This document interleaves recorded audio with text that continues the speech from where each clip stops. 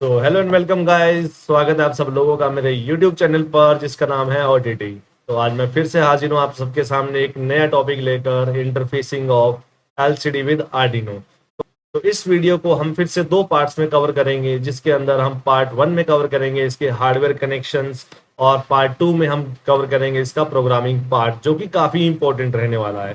तो गाइज इस वीडियो के लास्ट तक बने रहिएगा और देखते रहिएगा, ताकि कोई भी प्रॉब्लम, किसी तरीके का कोई डाउट न रह जाए। तो आइए बिना किसी देरी के स्टार्ट करते हैं हम अपना वीडियो।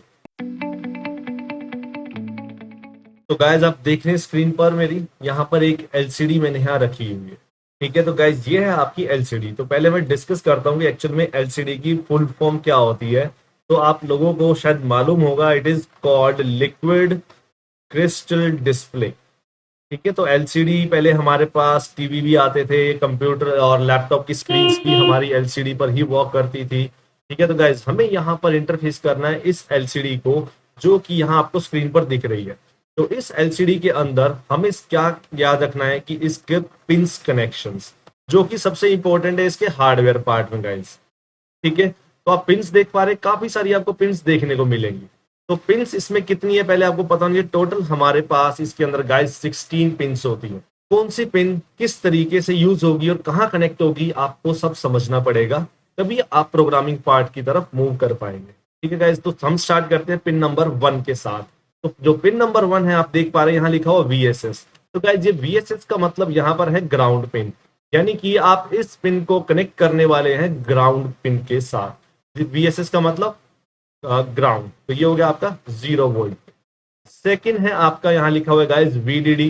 कई जगह पर आपको यहाँ VCC लिखा मिलेगा, पिन 1 को डायरेक्ट ग्राउंड लिखा मिलेगा, तो आपने इसको कनेक्ट करना है VSS को ग्राउंड के साथ। VDD का मतलब होता है गाइस VCC। VCC का मतलब आप लोगों को पता है +5 वोल्ट, मतलब कि आप इसको +5 वोल्ट वाली पिन के साथ कनेक्ट करेंगे। तो फर्स्ट 2 पिंस का काम है गाइस क्या, एलसीडी को पावर सप्लाई देना। ठीक है, तो 2 पिंस आपकी यूज होंगी, पहली पावर सप्लाई प्रोवाइड करने के लिए। ठीक है, तो थर्ड पिन के साथ हम स्टार्टिंग करते हैं, जो कि हमारे लिए सबसे इंपॉर्टेंट है। यहाँ लिखा हुआ है V0। तो गाइज V0 का मतलब होता है कॉन्ट्रास्ट। ठीक है, ये हम इस पिन को बोलते हैं कॉन्ट्रास्ट पिन। अब गाइज यहाँ थोड़ा सा समझना पड़ेगा कि कॉन्ट्रास्ट का क्या मतलब है। देखिए, आप एलसीडी के अंदर देख पा रहे हैं कि आपको यहाँ पर कुछ ब्लॉक्स दिख रहे हैं। ठीक है, ये ब्लॉक्स आपको कितने डार्क या कितने लाइट विजिबल होने चाहिए, ये सब डिपेंड करता है इस पिन पर। यानी कि हम इस पिन के थ्रू हम कंट्रास्ट को वेरी करने वाले हैं। ठीक है, तो जो हम कंट्रास्ट को गाइस वेरी करेंगे इसके अंदर, तो वो वेरी कैसे होगा। देखो यहाँ कोई एक्स्ट्रा कनेक्शन नहीं है जिसके थ्रू आप इसको कनेक्ट कंट्रास्ट को वेरी करेंगे। तो, थोड़ा समझिए कि देखो पुराने टाइम में क्या होता था। पुराने टाइम में टेलीविजन होते थे, उनके साथ एक बटन लगा होता था जिसको आप रोटेट करते थे, तो वॉल्यूम इंक्रीज डिक्रीज होती थी। ब्राइटनेस कंट्रास्ट को हम बटन के थ्रू मूव करते थे। ठीक है, चेंज करते थे। तो यहाँ हमें क्या करना है, कंट्रास्ट को वेरी करने के लिए हमें यूज करना होगा यहाँ पर वेरिएबल रजिस्टर। ठीक है, एक ऐसा वेरिएबल रजिस्टर लेंगे जो कंट्रास्ट को वेरी कर सके। तो इस वेरिएबल रजिस्टर को गाइस हम बोलते हैं पोटेंशियोमीटर। क्या बोलते हैं, पोटेंशियोमीटर। तो आप स्क्रीन पे देख पा रहे हैं, मैंने एक पोटेंशियोमीटर ऑलरेडी यहाँ पर लिया हुआ। ये हमारा पोटेंशियोमीटर, यानी कि जो वेरिएबल रजिस्टर होती है। ठीक है, इसमें आप रजिस्टेंस को वेरी कर सकते हैं। तो जो मैं आपको एग्जांपल दे रहा था टीवी का, आप उसमें जब उस बटन को रोटेट करते थे, तो रोटेशन का मतलब आप रेजिस्टेंस को वेरी करते थे। ठीक है, आप सिंपल समझिए, फैन रेगुलेटर आप यूज करते हैं। फैन रेगुलेटर की क्या इंपॉर्टेंस है, फैन रेगुलेटर सर्किट की रेजिस्टेंस को चेंज करता है। आप जैसे जैसे स्पीड बढ़ाते जाते हैं, सर्किट की रेजिस्टेंस को रिड्यूस करते हैं, और आपका ज्यादा करंट फैन तक जाता है और वो अपनी स्पीड को फास्ट करता है। ठीक है, तो यही है आपका पोटेंशियोमीटर। ये आपको कनेक्ट करना पड़ेगा ताकि आप इसकी कॉन्ट्रास्ट को वेरी कर सकें। ठीक है, तो इंपॉर्टेंट चीज क्या है गाइस इसमें, कि आपको पोटेंशियोमीटर के कनेक्शंस कैसे करने हैं। ठीक है, तो गाइस हम पहले ना पोटेंशियोमीटर को समझ लेते हैं, एक्चुअली पोटेंशियोमीटर वर्क कैसे करता है। ठीक है, तो पोटेंशियोमीटर में आप देख पा रहे हैं कि पोटेंशियोमीटर में हमारे पास 3 टर्मिनल्स हैं। तो फर्स्ट टर्मिनल, इसको हम बोलते हैं टर्मिनल 1, ये हमारा टर्मिनल 2। ठीक है, तो थर्ड जो सेंटर वाला अगर आप देख रहे हैं इसके अंदर सेंटर पॉइंट, जिसको बोला जाता है वाइपर। ठीक है, और ये वाइपर किसको रिप्रेजेंट कर रहा है, आप यहाँ पर ये निडल देख रहे हैं, ये निडल जो है ना गाइज, इसको बोला जाता है वाइपर। जब आप इसको रोटेट करते हैं तो ये रोटेट होता है पूरा इस तरीके से सर्कल में। ठीक है, तो ये जो वाइपर वाली पिन है ना, यहां से हम रीडिंग लेते हैं। Got it. तो हम इसको यहां पर कनेक्ट करने वाले हैं वाइपर को। अब बात आती है कि T1 और T2 की क्या इंपॉर्टेंस है। तो गाइस सिंपल सा है, T1 को आप VCC पर यानी कि +5 वोल्ट पर कनेक्ट कर दें, और T2 को हम ग्राउंड पिन पर कनेक्ट कर दें। ठीक है, एक एक पॉसिबिलिटी गाइस ये है इसके अंदर। एक सेकंड पॉसिबिलिटी बनती है क्या, कि आप फर्स्ट टर्मिनल 1 को आप कनेक्ट कर दें ग्राउंड पिन पर, और टर्मिनल 2 को आप कनेक्ट कर दे गाइस +5 वोल्ट पर। आपको ओवरऑल क्या करना है, T1 एंड T2 पिंस पर, टर्मिनल 1 एंड टर्मिनल 2 पिंस पर पोटेंशियल डिफरेंस अप्लाई करना है।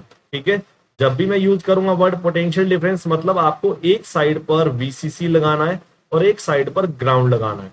ठीक है, क्योंकि ये है रजिस्टर, और रजिस्टर की कोई पोलैरिटी नहीं होती। आपको पता है कि रजिस्टर एक नॉन पोलर डिवाइस है। तो टर्मिनल 1 पर आप चाहे 5 वोल्ट लगाओ और दूसरे पे ग्राउंड पिन लगाएंगे तो भी ये वर्क करेगा। अगर आप इसको ग्राउंड पिन इधर यहाँ लगाते हैं और 5 वोल्ट यहाँ लगाते हैं तो गाइस तो भी ये वर्क करेगा। बट डिफरेंस क्या आएगा दोनों केसेस में, आप ये समझिए। डिफरेंस सिर्फ ये होगा कि एक साइड पर हो सकता है, सपोज आपने ये 10 किलो ओम का रेजिस्टेंस लिया हुआ है यहाँ पे। ठीक है, तो आप एक पॉसिबिलिटी हमने, जो फर्स्ट पॉसिबिलिटी हम लेते हैं कि आपने +5 वोल्ट यहां लिया हुआ है और ग्राउंड पिन आपने यहां ली है। ठीक है, और जो पोटेंशियोमीटर हम यूज करेंगे गाइस, वो 10 किलो ओम का पोटेंशियोमीटर यूज करने वाले। तो इस केस में क्या होगा, इस साइड पर आपकी जो रेजिस्टेंस होगी गाइस, वो 0 किलो ओम होगी, 0 किलो ओम होगी। ठीक है, और पूरी राइट हैंड एक्सट्रीम साइड पर जो रेजिस्टेंस होगी गाइस, वो 10 किलो ओम होने वाली है। ठीक है, आप मल्टीमीटर में चेक कर सकते हैं, जब 5 वोल्ट यहां होगा और ग्राउंड पिन यहां होगा। सेंटर में ऑब्वियस सी बात है कि जब सेंटर में आएगा तो हाफ रेजिस्टेंस इसकी होगी 5 किलो ओम। तो ये एक वेरिएबल रजिस्टर है, तो इसकी वैल्यू चेंज होगी। ठीक है, तो दूसरा केस गाइस क्या हो सकता है, दूसरा केस ये हो सकता है इसके अंदर कि आप पोटेंशियोमीटर में पोलैरिटी को चेंज कर दें। पोलैरिटी को अगर मैं चेंज करता हूं तो गाइस एक ही चांस और बनता है यहां पर कि यहां मैं ग्राउंड अप्लाई कर देते हैं, टर्मिनल 1 को हम कर देते हैं ग्राउंड। ठीक है, और जो टर्मिनल 2 T2 जिसको हमने बोला था, उसको मैं कर देता हूँ VCC। तो गाइस इस केस में क्या होगा, क्या वेरिएबल रजिस्टर वर्क करेगी या नहीं करेगी, अभी भी करेगी। बट डिफरेंस ये होगा कि अब इसके इस साइड पर जो वैल्यू होगी गाइस, वो होगी 0 किलो ओम। यानी कि अब वैल्यू यहाँ 0 किलो ओम होगी, और इसके एक्सट्रीम लेफ्ट में जो वैल्यू होगी वो 10 किलो ओम होने वाली है, और सेंटर में गाइस फिर से वही वैल्यू होगी 5 किलो ओम। तो आपको इस चीज की टेंशन नहीं लेनी है पोटेंशियोमीटर को कनेक्ट करते हुए कि मैंने ग्राउंड कहाँ लगाना है, VCC कहाँ लगाना है। आप रोटेट करेंगे, उसी के अकॉर्डिंग आपकी कॉन्ट्रास्ट वेरी होती जाएगी। बस आपको ये ध्यान रखना है कि जो वाइपर वाला पॉइंट है वो आपका कहाँ कनेक्ट होगा, वो कनेक्ट होगा आपका V0 पिन के साथ। देखते हैं यहाँ पर, देखिए यहाँ पर अब कैसे कनेक्शन होगा। यहाँ पर आप इसको कनेक्ट करेंगे तो यहीं पे हमारे पास देखिए ये है टर्मिनल T1। ठीक है, ये टर्मिनल है आपका T2, और सेंटर में आपकी है वाइपर पिन, आपको पता है। तो आप T1 को हम सपोज करो, हम केस 1 लेके इसको +5 वोल्ट पर कनेक्ट कर देते हैं, और T2 को गाइस हम ग्राउंड पर लगा देते हैं। ठीक है, बात रहती है वाइपर की, तो वाइपर की पिन जो है वो आपकी कनेक्ट होगी पिन नंबर 3 के साथ, यानी V0 के साथ। अब क्या होगा गाइस, अगर आप इस पोटेंशियोमीटर को वेरी करेंगे तो आपको कंट्रास्ट में भी वेरिएशन देखने को मिलेगी। तो गाइस थर्ड पिन जो थी हमारी, वो थी हमारी कंट्रास्ट पिन। कंट्रास्ट पिन का काम क्या गाइस, पोटेंशियल LCD की कंट्रास्ट को चेंज करना with the help of potentiometer. और पोटेंशियोमीटर जो आप यूज कर रहे हैं, यहाँ हम 10 किलो ओम का यूज करेंगे गाइस, ये फिक्स वैल्यू का हम लेकर चलेंगे। तो आई होप आपको ये पॉइंट क्लियर हो गया होगा। तो गाइस नेक्स्ट पिन होती है हमारी RS पिन। आप देख रहे हैं यहाँ पे RS लिखा हुआ है, तो RS का मतलब होता है गाइस रजिस्टर सिलेक्ट पिन। अब ये रजिस्टर सिलेक्ट क्या है, तो इसको कनेक्ट कैसे करना है, इसका फंक्शन क्या है वो समझिए। देखिए रजिस्टर सिलेक्ट का मतलब है कि हमारे पास ओवरऑल इसके अंदर अगर हम बात करें तो हमारे पास दो तरह के रजिस्टर्स होते हैं। ठीक है, तो रजिस्टर सिलेक्ट में हमारे पास जो होता है सबसे पहले होता है command registers and data registers. ये दो तरीके के रजिस्टर्स हम यूज करते हैं जब एलसीडी की इंटरफेसिंग करते हैं। ठीक है, तो गाइस देखो क्या होता है, दोनों का फंक्शन अलग अलग है। जो डेटा रजिस्टर है आपका वो ये डिफाइन करता है कि आपको डेटा जो प्रिंट करना है वो यहां से ट्रेवल करता है, मतलब इनको इन्हीं के थ्रू जो भी आपका डेटा है वो प्रिंट होता है रजिस्टर्स के थ्रू। ठीक है, सेकंड होते हैं कमांड रजिस्टर। कमांड रजिस्टर को आप इंस्ट्रक्शन रजिस्टर्स भी बोल सकते हैं। ठीक है, इंस्ट्रक्शन रजिस्टर्स भी होते हैं। ये क्या करते हैं, ये पूछते हैं कि अब बताइए मुझे नेक्स्ट क्या करना है। ठीक है, जैसे मैं किसी को कमांड दे रहा हूं तो ये कमांड की वेट करते हैं कि अब हमें क्या करना है। और डेटा रजिस्टर्स का काम होता है डेटा को प्रिंट करना। तो गाइस इस केस में हम लोग क्या करते हैं, रजिस्टर सिलेक्ट पिन जो है आपकी आरएस पिन है, कनेक्ट कहाँ होती है, आरएस पिन को आप आर्डिनो की डिजिटल पिन के साथ कनेक्ट करते हैं। ठीक है, आर्डिनो की किसी भी डिजिटल पिन के साथ आप इसको कनेक्ट कर सकते हैं। ठीक है, तो इसके लिए जब हम कोडिंग करेंगे तो उसके थ्रू ही ये अपने आप वर्क करती है। इसका कनेक्शन बनेगा आर्डिनो के साथ। नेक्स्ट गाइस आते हैं हम, नेक्स्ट पिन है हमारी पिन नंबर 5। ये हमारी रीड राइट पिन, इसको बोलते हैं RW पिन, जिसको बोलते हैं रीड राइट। ठीक है, तो रीड और राइट पिन। अब इस पिन की इंपॉर्टेंस समझिए। अब आपको एलसीडी पर डेटा प्रिंट करवाना है या एलसीडी से डेटा रीड करना है तो आपको इसी पिन की हेल्प लेनी पड़ती है। ठीक है, तो ये जो पिन है ना आप तरीके से कहते हैं मल्टीप्लेक्स पिन है। अगर आप इस पिन पर 1 वैल्यू अप्लाई करते हैं, यानी कि आप इस पिन को अगर +5 वोल्ट पावर सप्लाई के साथ कनेक्ट करते हैं तो ये डेटा को रीड करती है, यानी कि उस टाइम ये आपकी रीड मोड में होती है। ठीक है, एलसीडी पर कुछ भी डेटा प्रिंट नहीं होगा अगर आप +5 वोल्ट से कनेक्ट रखेंगे। सेकंड आता है आपका राइट। तो राइट का मतलब आपको अगर एलसीडी पर डेटा प्रिंट करवाना है ना तो आप इसको 0 वैल्यू देंगे। 0 मतलब आप इसको ग्राउंड पिन के साथ कनेक्ट रखेंगे। ठीक है, तो इस केस में गाइस क्या होगा, ये हमेशा राइट मोड में ही रहेगी। ये इस पिन की खासियत है। ठीक है, तो इसको क्या वैल्यू देनी है, देखिए मोस्टली क्या होता है कि हम हमेशा डेटा प्रिंट ही कर रहे हैं एलसीडी पर, तो ऑब्वियस सी बात है कि हमें इसको राइट मोड में रखना है। राइट मोड में रखने का मतलब है कि RW पिन को आप हमेशा ग्राउंड से ही कनेक्ट करेंगे। ठीक है, अगर आपने इसको 5 वोल्ट से कनेक्ट किया तो एलसीडी पर डेटा प्रिंट नहीं होगा। तो गाइस ये हमारी पहली 5 पिन्स हो गई, 1 2 3 4 5, यानी हमने रीड राइट पिन तक डिस्कस कर लिया। तो गाइस नेक्स्ट आती है हमारी पिन एनेबल पिन। आपको ये कनेक्शन अगर ये समझ कर जाएंगे तो आपको कनेक्शन करने में काफी इजी रहेगा। नेक्स्ट आती है गाइस एनेबल पिन। ये एनेबल पिन क्या होती है, एनेबल पिन एनेबल करती है डेटा को राइट करने के लिए। ठीक है, डेटा को रजिस्टर्स में राइट करने के, जो डेटा रजिस्टर है उन रजिस्टर्स में डेटा राइट होता है और उसके थ्रू आपका डेटा आपका एलसीडी पर प्रिंट होता है। तो जब तो एनेबल पिन क्या करेगी, एनेबल करेगी डेटा को राइट करने के लिए कहां पर, रजिस्टर से। ठीक है, अब बात आती है कि इसका कनेक्शन कहां करना है, तो आप एनेबल पिन को कनेक्ट करेंगे गाइस कहां पर, एनेबल पिन हमेशा कनेक्ट होगी आर्डिनो की डिजिटल पिन के साथ। किसी भी डिजिटल पिन के साथ, कोई फिक्स नहीं है, randomly you can select anyone. ठीक है, तो अभी तक आपने देखा है कि हम 6 पिन पढ़ चुके हैं। तो 6 पिन में से हमने pin number 4 and pin number 6, इनको आपने दोनों पिंस को, पिन नंबर 4 आपकी गाइस रजिस्टर सिलेक्ट और 6 एनेबल, ये आपकी आर्डिनो की डिजिटल पिन के साथ कनेक्ट होंगी। बाकी पिंस आप देख चुके हैं, कोई वीसीसी, ग्राउंड या फिर पोटेंशियोमीटर के वाइपर के साथ कनेक्ट होने वाली। ठीक है, तो गाइस अब चलते हैं, देखिए नेक्स्ट आता है हमारे पास एक पूरा 8 पिन का स्लॉट है, पिन नंबर 7 से लेकर पिन नंबर 14 तक गाइस। ठीक है, जिसको हम बोलते हैं डेटा बस। यहां मैं लिखता हूं सीधा पिन नंबर 7 से लेकर पिन नंबर 14 तक।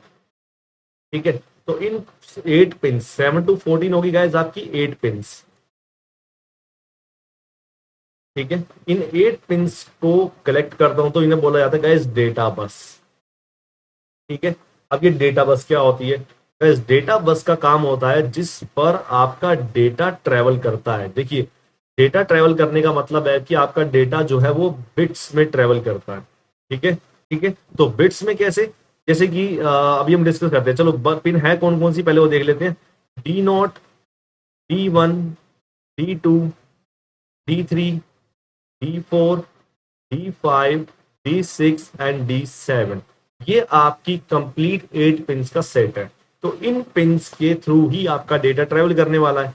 ठीक है, अब सपोज करो आपको कोई डेटा प्रिंट करना है। ठीक है, जो भी डेटा आपको प्रिंट करना है वो आपका बाइनरी नंबर में कन्वर्ट होता है। बाइनरी नंबर का मतलब कि आपका बिट्स में कन्वर्ट होगा। बिट्स में कन्वर्ट होने का मतलब है कि देखिए 8 बिट डेटा की फॉर्म में कन्वर्ट होता है। मैं मान लो, हम एग्जांपल ले रहे हैं कि जो मुझे डेटा ट्रेवल करवाना है वो ये डेटा, ठीक है, ये 8 बिट्स हैं। तो अब ये हर बिट पर, हर बस पर एक बिट डेटा ट्रेवल करेगा। तो हमें 8 पिंस की रिक्वायरमेंट रहेगी डेटा ट्रेवल करवाने के लिए। आर्डिनो से एलसीडी तक डेटा ट्रेवल करना है तो हम डेटा बस की हेल्प लेते हैं। तो गाइस क्या होता है, ये डेटा बस की कुछ खास बात होती है, समझ लीजिए। डेटा बस हमेशा बाई डायरेक्शनल होती है नेचर में। It is by directional in nature. By directional का मतलब क्या होता है, जो डेटा ट्रांसफर करेगा फ्रॉम आर्डिनो टू एलसीडी, ठीक है, और एलसीडी टू आर्डिनो, मतलब दोनों साइड पर। देखिए पहले आर्डिनो टू एलसीडी जा रहा है, फिर एलसीडी टू आर्डिनो आ रहा है। तो बाई डायरेक्शनल के लिए गाइस हम ये सिंबल यूज करते हैं कि ये डेटा आपका बाई डायरेक्शनल इन नेचर होगा। डेटा बस जो होती है वो बाई डायरेक्शनल इन नेचर होती है। ठीक है, तो ये हमारी डेटा बस। तो आपको डेटा ट्रांसफर करने के लिए इस डेटा बस की रिक्वायरमेंट रहने वाली है। ठीक है, तो अब आता है एक बहुत इंपॉर्टेंट कॉन्सेप्ट है। यहाँ गाइस मैं थोड़ा सा टाइम लूंगा ताकि आप लोगों को समझ आए कि यहाँ एक्चुअली बात क्या चल रही है। देखिए, अब ये जो आपकी एलसीडी है, ठीक है, ये 2 मोड्स में ऑपरेट होती है। ये मोड्स क्या होते हैं, देखिए इसका एक मोड है 8 बिट मोड, ठीक है। सेकंड मोड होता है गाइस 4 बिट मोड, या तो ये 4 बिट मोड में ऑपरेट होती है। 8 बिट मोड और 4 बिट मोड, ये अगर आप एग्जाम पॉइंट ऑफ व्यू से, इंटरव्यू या वाइवा पॉइंट ऑफ व्यू से समझेंगे ना, तो ये एक बहुत ज्यादा इंपॉर्टेंट क्वेश्चन होता है। ठीक है, कि आप एलसीडी को किस मोड में ऑपरेट कर रहे हैं, 8 बिट मोड और 4 बिट मोड। तो मैं थोड़ी सी एक्सप्लेनेशन देता हूँ। इसके लिए मैं एक सेपरेट वीडियो आपके लिए जरूर बनाने वाला हूँ 5 से 7 मिनट की, जिसके अंदर मैं सिर्फ ये एक्सप्लेन करूंगा गाइज 8 बिट मोड और 4 बिट मोड प्रॉपर एग्जैक्टली कैसे वर्क करता है। यहाँ मैं आपको थोड़ी डिटेल दे देता हूँ। देखिए 8 बिट मोड गाइज वो मोड होता है जिसके अंदर आप डी नोड से लेकर D7 तक, मतलब ऑल 8 बसेस आप यूज करते हैं किसके लिए, डेटा ट्रांसफर करने के लिए। ठीक है, आर्डिनो से अगर आपको डेटा ट्रांसफर करना है किस, कहां तक, एलसीडी तक, या एलसीडी से आर्डिनो, तो आप सभी पिंस को यूज करेंगे। और सभी पिंस अगर आपकी यूज होंगी तो वो आपका कहलाएगा गाइज 8 बिट मोड। ठीक है, अब बात करते हैं 4 बिट मोड की। 4 बिट मोड में क्या होता है गाइज कि आपको सभी बसेस को यूज नहीं करना, गाइज आप सिर्फ 4 बसेस ही यूज करेंगे। ठीक है, 8 बिट डेटा को ट्रांसफर करने के लिए। अब डेटा तो देखो 8 बिट का ही रहेगा, पर बसेस मैं यूज कर रहा हूं सिर्फ 4।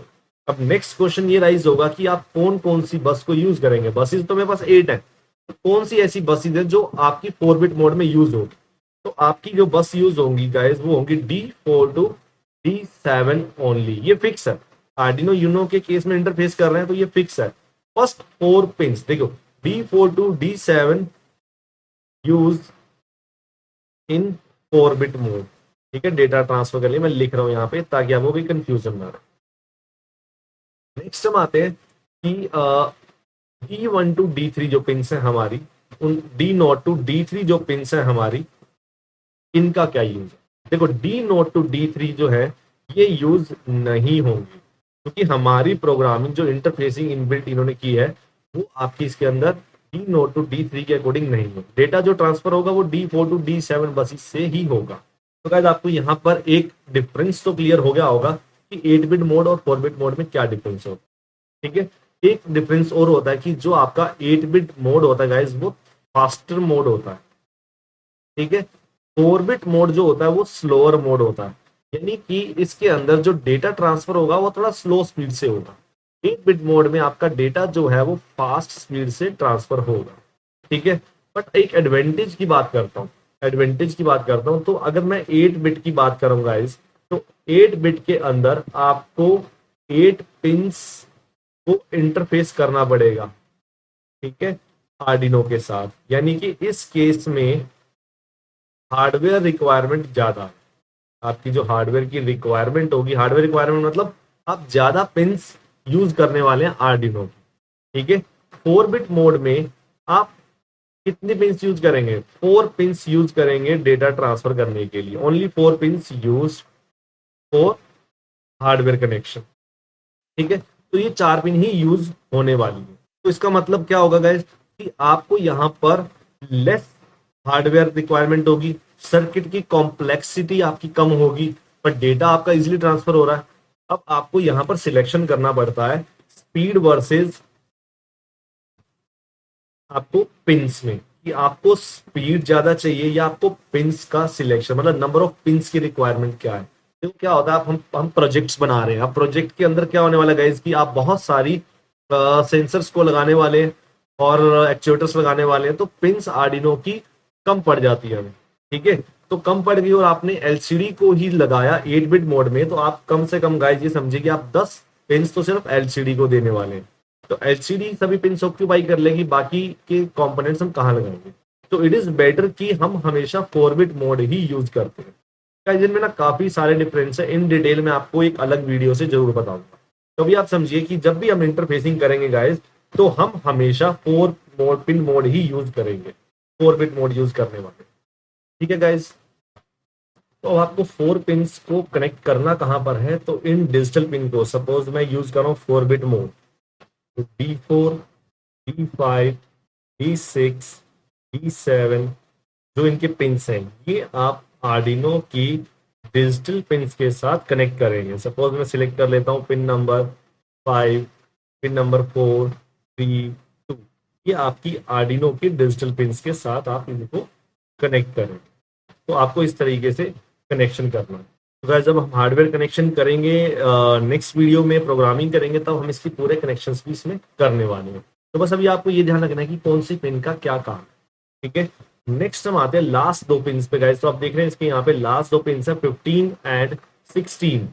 तो ये जो हमारी लास्ट 2 पिन है 15 एंड 16, एक जगह लिखा मिलेगा आपको एनोड और एक जगह लिखा मिलेगा गाइस कैथोड। देखो एनोड कैथोड का क्या मतलब है, यहां पर अगर हम बात करें तो 15 और 16 पिन का यूज है बैक लाइट एलईडी के लिए, ठीक है। बैक लाइट एलईडी क्या होती है गाइस, आपकी एलसीडी के बैक साइड में एक एलईडी लगी होती है, ठीक है। आपको उस एलईडी को ऑन करना है फॉर द ब्राइटनेस पर्पस, ठीक है। अब आप उसको ऑन करेंगे तो ब्राइटनेस आएगी। इसका एग्जांपल मैं सिंपल देता हूं, जैसे कि आपके जो लैपटॉप्स आजकल आ रहे हैं मार्केट में, तो लैपटॉप्स में बैक लाइट एलईडी का ऑप्शन है, ठीक है। ये ऑप्शंस आपको मिल रहे हैं। तो क्या करते हैं, जब आप बैकलाइट एलईडी को ऑन करते हैं तो आपके बटन्स के नीचे एक ब्राइटनेस आती है, तो आप डार्कनेस मतलब अंधेरे में भी उस पर काम कर सकते हैं। तो ये बैकलाइट एलईडी को कंट्रोल किया जाता है। यहाँ जो एलईडी लगी हुई है गाइस, वो इनबिल्ट लगी हुई है, ठीक है। तो एलईडी को आपने सिर्फ ऑन करना है। तो एलईडी को ऑन करने के लिए गाइस फॉरवर्ड बायस बनाना पड़ेगा। आप समझते हैं फॉरवर्ड बायस का मतलब, यानी कि एलईडी का जो एनोड पार्ट होगा, एलईडी का जो भी एनोड पार्ट है, इसको आप +5 वोल्ट के साथ कनेक्ट करेंगे। यानी कि जो पिन नंबर 15 है, ठीक है, पिन नंबर 15 कनेक्ट होगी आपकी +5 वोल्ट के साथ। बट आपको गाइस एक चीज ध्यान रखनी है, जब भी आप +5 वोल्ट के साथ कनेक्ट करेंगे तो उस केस में आपको रेजिस्टेंस यूज करनी है। आप समझिए कि देखिए ये इस तरीके से एलईडी, ठीक है, ये एलईडी आपकी लगी हुई है और ये आपका +5 वोल्ट का वोल्टेज सोर्स है, ठीक है। तो जो इसका एनोड पार्ट है, ये वाला जिसकी हम बात कर रहे हैं, ये आपका कनेक्ट होगा पॉजिटिव के साथ, +5 वोल्ट के साथ।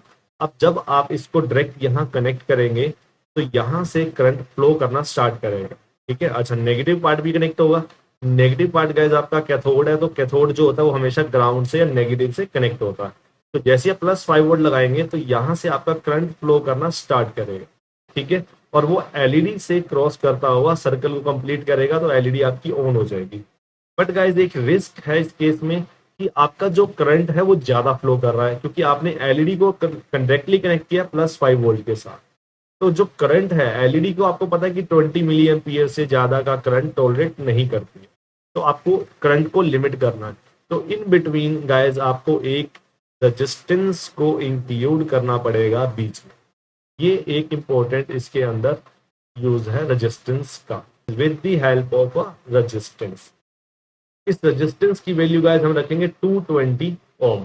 इसकी वैल्यू होगी 220 ओम। ठीक है, इसका यूज क्या है? टू लिमिट द करंट,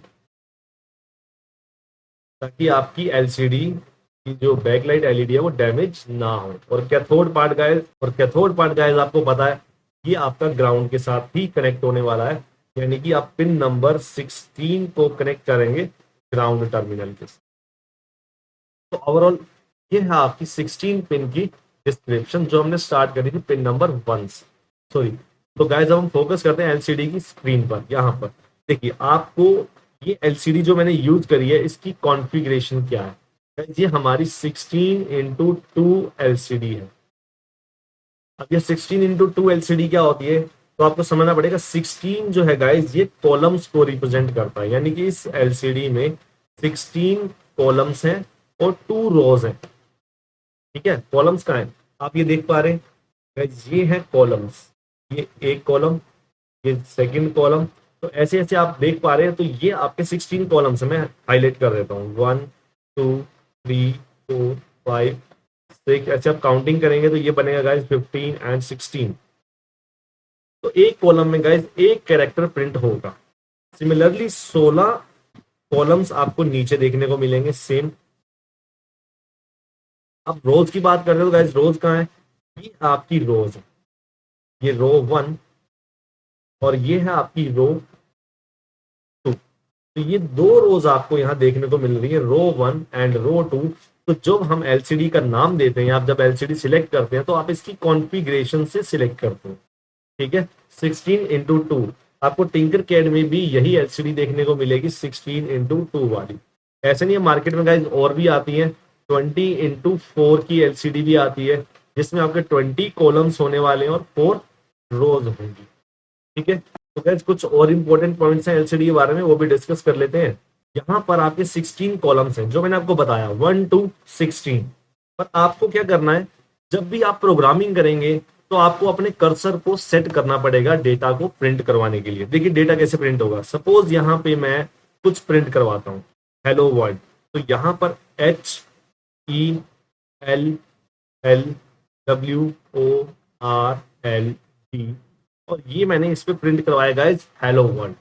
अब आप देख पा रहे हैं कि इसमें जो हेलो वर्ल्ड प्रिंट हो रहा है वो आपका फर्स्ट कॉलम से स्टार्ट हो रहा है, कॉलम नंबर 1 से स्टार्ट हो रहा है और ये अप्रोक्सीमेटली आपका कॉलम नंबर 12 तक जा रहा है।